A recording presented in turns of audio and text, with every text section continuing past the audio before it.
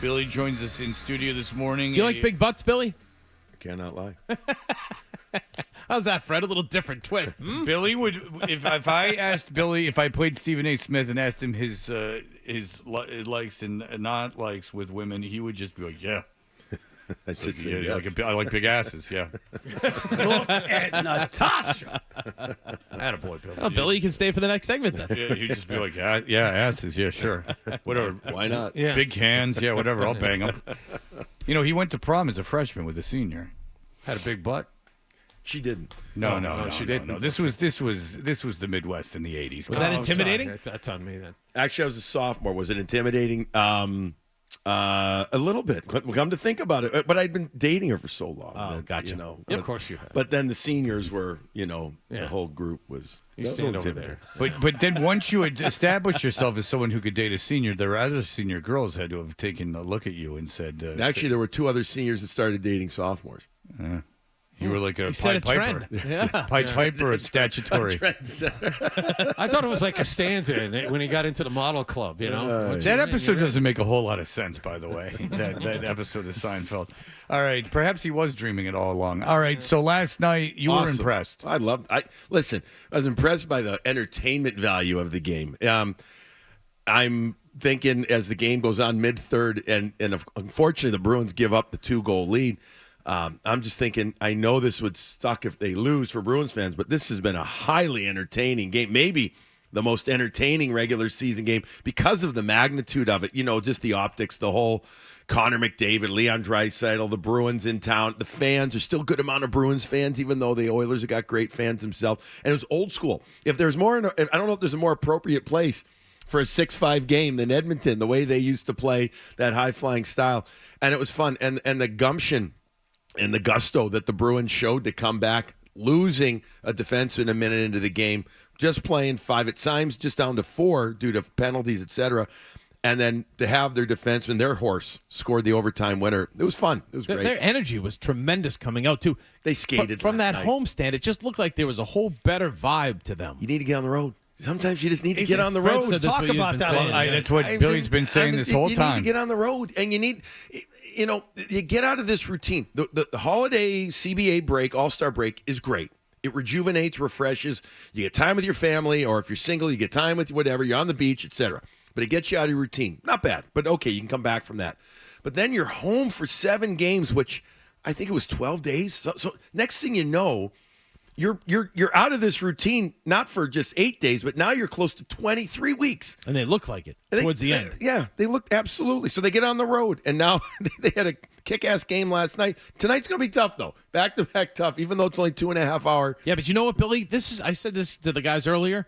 This game, for some reason, they play a game like they did last night, and everyone says back-to-back games, they'll be gassed, and they play really well in these games. It's going to be a challenge, though. It's what I'm saying. I mean, you're going. But they always play well in these games. They do, because they also seem to be a team that rises to the level. You know what I mean? You know, at times they do. And while there isn't, so to speak, there is a rivalry with Edmonton, if only because, even though it was in the late 80s and 90s, you know what I mean? There's still this Boston-Edmonton thing.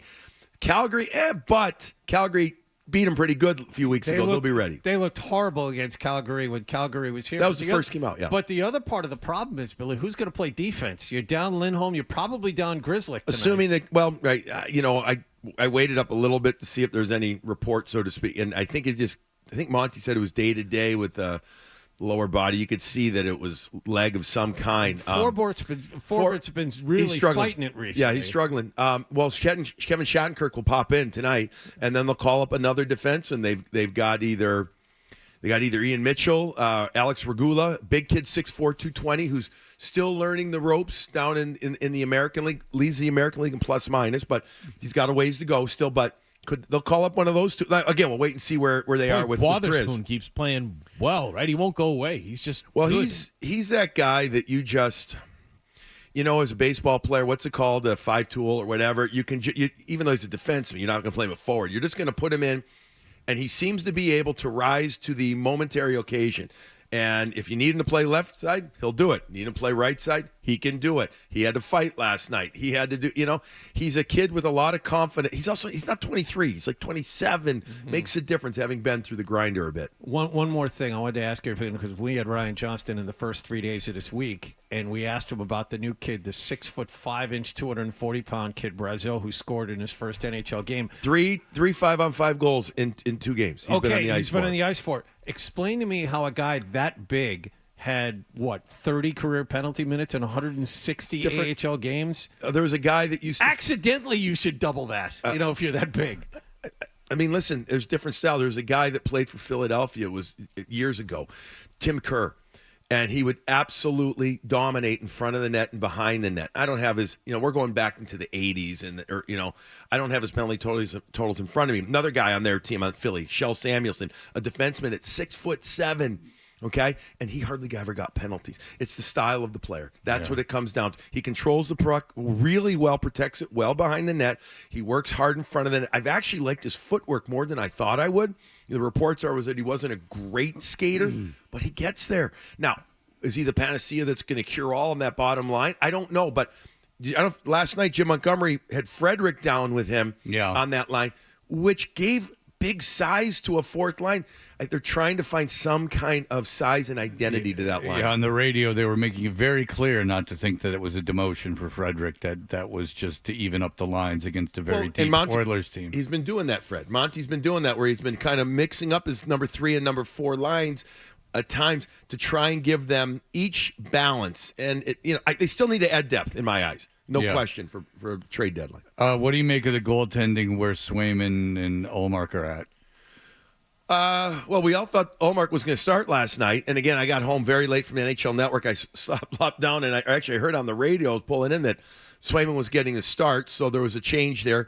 Swayman was great the first 2 periods, and then the third period he struggled and then reset himself and made 2 monstrous saves in overtime that were spectacular. Whoever said on the broadcast, the TNT broadcast, that he's controlling his rebounds really well, it was Eddie. Jinxed him. Yeah, it was Eddie. And even Eddie after said that, every rebound kept getting loose. I'm like, what did you say that for? Concentrating on the horses. Yeah, Edzo even said that late in the game. He's like, yeah, I was saying that. That's not the truth. And he had the third goal go right through him. Like, that was that's a buzzkill right there. But he showed his oomph, and he came back in overtime. And goaltender's always the key, right, guys? Is that you can't worry about the last one that went in. It's the next one in front of you, and that's what he did. What do I think about it? I think that they haven't been as dominant, Fred, as they were before the All-Star CBA break. And I think that I'm cutting them some slack because they were so freaking dominant before that time that I don't want to say there was regression expected, but I don't think you could keep it to that ultimate high level. This perhaps could be something, they need to reset too a little bit. I'm curious. I'm assuming Ullmark backed him up, so I'm assuming he's okay and he'll be the guy that goes tonight. All right. Do you ever have anything you want to say to Lowry when he's out there? Sometimes I'd move the puck a little bit firmer. Do you ever just want to tell him to take it easy? Low rider. Take it easy, low rider. I get it. Wait for it. It's fun. Yeah. It's a little fun I have. I thought he was good last night, bud. Oh, baby. Low rye, baby. I thought their gumption was, gumption. I fell asleep with after they tied it at 4. Oh, really? And I was like, because Edmonton was storming them. They were like flying. They were finally getting to their game. Yeah, and then I was like, uh-oh. Yeah. And I fell asleep, but woke up to that. It was great. I liked the way. I loved the way that Lowry played last night. He had real good first They had one step. shift where they were out there for 3 minutes. 3:45. Yeah, it was like crazy. You'd say he wasn't taking it easy. No. You're very proud of yourself, Freddie. You know what? I kid around with these guys. Yeah. Yeah. We're just going to play this the rest of the time here. Yeah, okay. Hey, listen, if he has the kind of game he had like last night, you can play it every time in the morning. Oh, yeah, we will. Oh, yeah. It's gonna take over the town. All right, Nesson tonight. Who do you like, Fred? Low ride. He is easy. See, Roge, why don't you do it on your broadcast tonight? And Jaffe, you do it on the broadcast too. then I'm Helps the stealing from you. Oh yeah, but I'll let you. Oh, because it's so good. So Calgary tonight, 9:00 is Nesson. It is on Nesson tonight at 8 o'clock, and then Saturday, is against Vancouver, and it's not a late game, thankfully. It's a 7 Eastern time. Nice. Hey, So and that on Nesson as well. And the Boston Globe has a article today where they talk to Jack Edwards, and he opens up about what's going on, and he says that I'll read it directly. He says that he's had all these tests over the last year and a half, and nothing has been pinpointed. Nothing's wrong. He hasn't had a stroke. He has not had some kind of accident, he says. He did not have cancer. He doesn't have dementia. He hasn't had a stroke. All of that has been confirmed by Mass General Neurology. That's awesome. Yep, they've done tests. It seemed like I'm going through some sort of science fiction scene, but it's really true. The images of my brain literally reveal nothing. That's my joke with them. He says he's in robust health and grades out as superior on intellect tests. He's a great skier. Did you know that? Do you think that he was always really superior on intellect tests? You've met the man. Yes. Yes, he used to keep score of baseball with 4 different colored ink pens, and it would mean different symbols as it goes through his score. It sort of sounds That's how like you measure intelligence. it sort of Yes. sounds like he's showing I off. still can't figure out how to keep scoring baseball. I know, right? Come on. So he's got superior intellect. Is that come on, necessary, Jack? That makes him smart, John. Well, just because you're here and you do the Nesson broadcast, is that the good news is that there has been nothing like incredible that's been plaguing him that is That's a great. big bother to people, but it's been frustrating for him, and he's been working on it. He's been doing exercises and verbal exercises and speaking exercises. It's all right there in the Boston Globe, which you really, as the paper of record, you should have a subscription to. Do you have one, Billy? I do. The Morning Brew is all you need for your pot. I mean, That's there's right. a New billion one coming out podcasts, tonight. but there's New one. only one you need to listen to. That's right. BRU, baby. Don't jam up your stupid phone with a bunch of hacks. Go to the Morning Brew with Billy Jaffe and Andrew Raycroft. That's available for download on all the great places, and you will be on Nesson when? Tonight, 8 o'clock. Tonight at Nesson on 8 o'clock. And then New Brew after. We'll record right after the game. Then right after the you go. game, fresh off the presses, a breakdown of that affair. New brew. All right. Thanks, Billy guys. Jaffe, thank you. Good to see you guys. Good to see you, Billy. Yeah.